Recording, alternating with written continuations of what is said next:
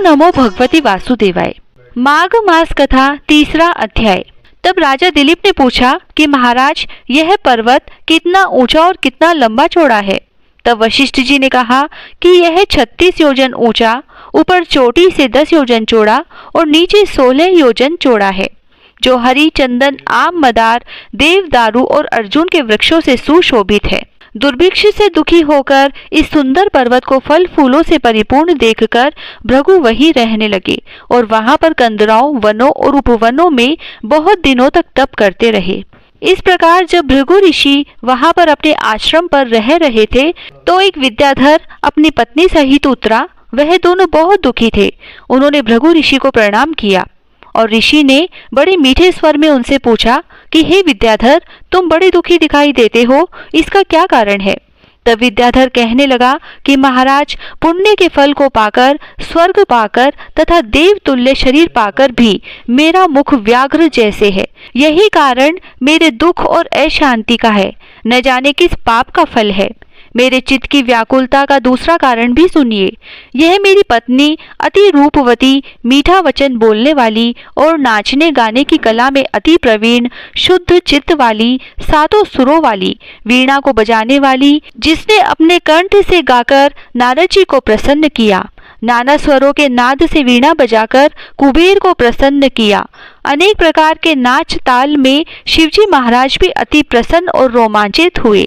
शील, उदारता, रूप तथा यौवन में स्वर्ग की कोई अप्सरा भी इस जैसी नहीं है।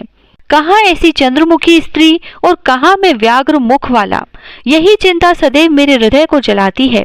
विद्याधर के ऐसे वचन सुनकर तीनों लोकों की भूत, भविष्य और वर्तमान की बात जानने वाले तथा दिव्य दृष्टि वाले ऋषि कहने लगे कि हे विद्याधर, कर्म के विचित्र फल प्राप्त हो जाते हैं।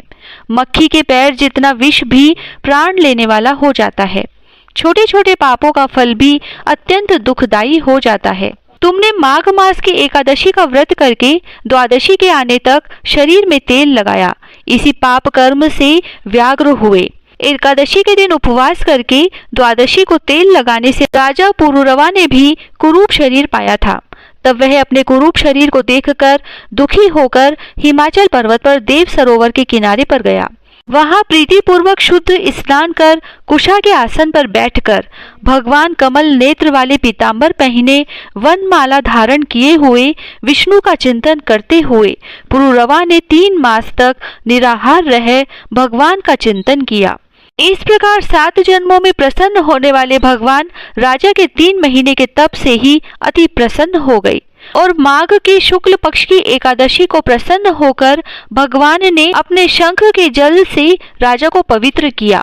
भगवान ने उसके तेल लगाने की बात याद दिलाकर सुंदर देवताओं का सा रूप दिया, जिसको देखकर उर्वशी भी उसको चाहने लगी और राजा सुकृत्य होकर अपनी पुरी को चला गया। भृगु ऋषि कहने लगे कि हे विद्याधर, इसीलिए तुम क्यों दुखी होते हो? यदि तुम अपना यह राक्षसी रूप छोड़ना चाहते हो तो मेरा कहना मानकर जल्दी ही पापों को नष्ट करने वाली हेमकूट नदी में माघ में स्नान करो, जहाँ पर ऋषि सिद्ध देवता निवास करते हैं। अब मैं इसकी विधि बतलाता हूँ। तुम्हारे भाग्य से माघ मास आज से 5वें दिन ही आने वाला है। पौष शुक्ल एकादशी से इस व्रत को आरंभ करो। भूमि पर सोना, जितेंद्रिय रहकर दिन में 3 समय स्नान करके महीना भर निराहार रहो। सब भोगों को त्याग कर तीनों समय में शिवजी स्तोत्र और मंत्रों से पूजन करोगे तो तुम्हारा मुख कामदेव के समान हो जाएगा और देवता भी तुम्हारा मुख देखकर चकित हो जाएंगे और तुम अपनी पत्नी के साथ सुखपूर्वक क्रीड़ा करोगे। माघ मास के प्रभाव को जानकर सदा माघ में स्नान करो। पाप और दरिद्रता से बचने के लिए मनुष्य को सदा यत्न से माघ मास का स्नान करना चाहिए। यह स्नान सदा सब दानों और यज्ञों के फल को देता है और पापों का क्षय होता है। वशिष्ठ जी कहते हैं कि हे राजा दिलीप, यह कथा भृगु जी ने विद्याधर को सुनाई।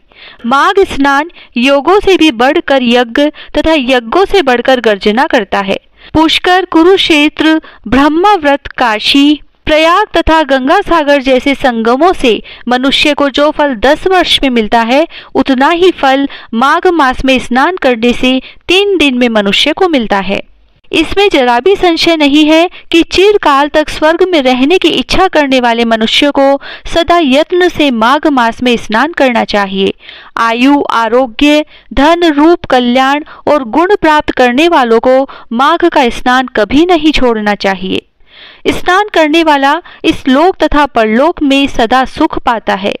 वशिष्ठ जी कहते हैं कि हे दिलीप, भृगु जी के यह वचन सुनकर वह विद्याधर अपनी स्त्री सहित उसी स्थान पर पर्वत के झरने में माघ मास का स्नान करता रहा। उसके प्रभाव से उसका मुख देव सदृश हो गया और वह मणिग्रीव पर्वत पर आनंद से रहने लगा। और भृगु जी भी नियम की समाप्ति पर शिष्यों सहित इवा नदी के तट पर आ गए। इति श्री पद्म पुराणांतर्गत तृतीय अध्याय समाप्त। जय श्री राधे।